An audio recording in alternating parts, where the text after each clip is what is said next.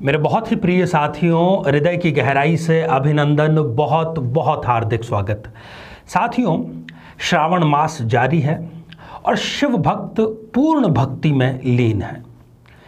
वैसे तो श्रावण मास शिव भक्ति के लिए अद्वितीय माना जाता है और कई ऐसे अवसर हमें प्रदान करता है कि हम महादेव शिव से अपनी मनोकामना पूर्ति करवा सकें। साथियों, इसके साथ ही एक जिसको थोड़ा सा खतरनाक योग माना जाता है, काल सर्प योग। यदि जो भी जातक इससे पीड़ित है, उसकी जन्म पत्रिका में पूर्ण काल सर्प योग की निर्मिति यदि हो रही है, इस पर हम पहले से कई एपिसोड बना चुके हैं। थोड़ा सा यहाँ पर केवल जिक्र मात्र मैं कर देता हूँ।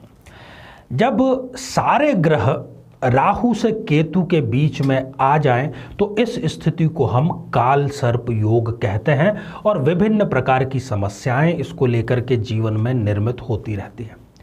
तो यदि आप भी जानना चाहते हैं केवल 7 दिन में कैसे काल सर्प योग से निर्मित इस स्थितियों से बाहर आया जाए, तो इतनी शक्ति केवल महादेव शिव में है और किसी भी में नहीं। साथियों, एक बहुत ही छोटा परंतु बहुत ही प्रभावी प्रयोग मैं यहाँ पर बतला रहा हूँ, जिससे कि काल सर्प योग से निजात प्राप्त की जा सके और श्रावण मास में इसको करने का अद्भुत परिणाम आपको देखने को मिलेगा। उससे पहले एक बेहद ज़रूरी सूचना कि हम हमारे प्रत्येक एपिसोड के अंत में किसी न किसी जातक के प्रश्न का उत्तर देते हैं और ये प्रश्न हमें प्राप्त होते हैं आप लोगों के ही द्वारा यूट्यूब कमेंट के माध्यम से।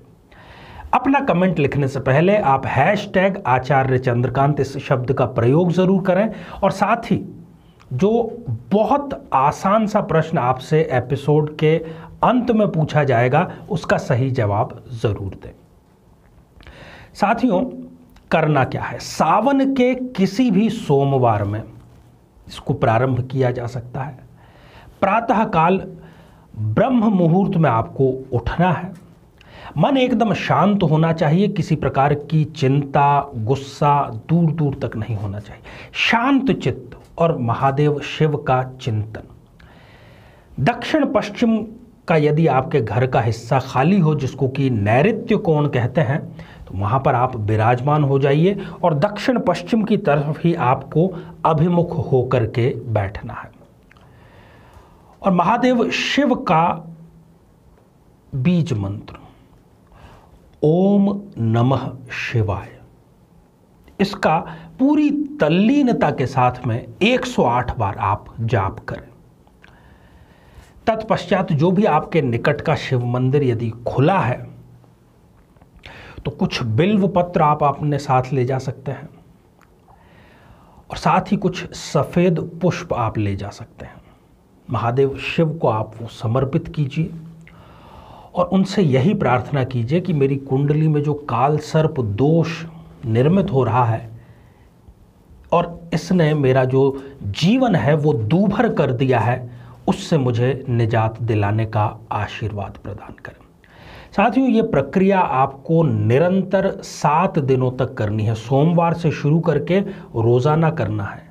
सावन के किसी भी सोमवार से आप इसको प्रारंभ कर सकते हैं। साथियों, 7 दिन के भीतर ही आप निश्चित तौर पर अपनी परेशानियों से बाहर आते हुए स्वयं अनुभव करेंगे। तो साथियों, आप इसका लाभ जरूर लें और ज़्यादा से ज़्यादा ऐसे जातकों तक पहुंचाएं जो कि काल सर्प योग की पीड़ा का दंश झेल रहे हैं। तो आइए साथियों, अब हम बढ़ते हैं आज के हमारे कमेंट के चरण की ओर।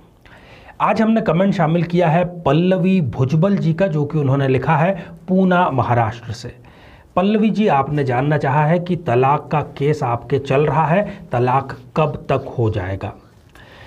पल्लवी जी, वैसे तो जो योग है वो फरवरी 2023 तक आपके तलाक का जो केस है उसके चलने का योग है, क्योंकि तब तक आपको निरंतर राहु की महादशा भी चालू है, सप्तमेश भी आपका अस्त है। इसलिए आपको थोड़ा सा धैर्यपूर्वक इस प्रक्रिया का सामना करना होगा, परंतु तलाक हो जाएगा और द्वितीय विवाह का भी योग आपकी कुंडली में निर्मित हो रहा है, इसलिए आप निश्चिंत रहें। साथियों, अब बेहद ही आसान सा प्रश्न। आज जिस प्रयोग की हमने चर्चा की उसमें किस दिशा में मुख करके बैठने की चर्चा की है, उस दिशा का आपको नाम लिख करके अपने प्रश्न के साथ में भेजना है। साथियों, आप सभी स्वस्थ, समृद्ध और शांतिपूर्वक जीवन व्यतीत करें। नमस्कारम। जीवन में किसी समस्या का सामना कर रहे हैं, जैसे कि शादी में देरी होना, पति पत्नी में मनमुटाव या तलाक तक की नौबत आ जाना, संतान का प्राप्त न हो पाना, नौकरी या धन प्राप्ति में बाधा आना, जीवन के प्रत्येक क्षेत्र में किसी न किसी प्रकार की बाधा आना, तो आज ही अपनी जन्म पत्रिका का संपूर्ण विश्लेषण करवाएं और पाएं समस्या से सदैव के लिए मुक्ति।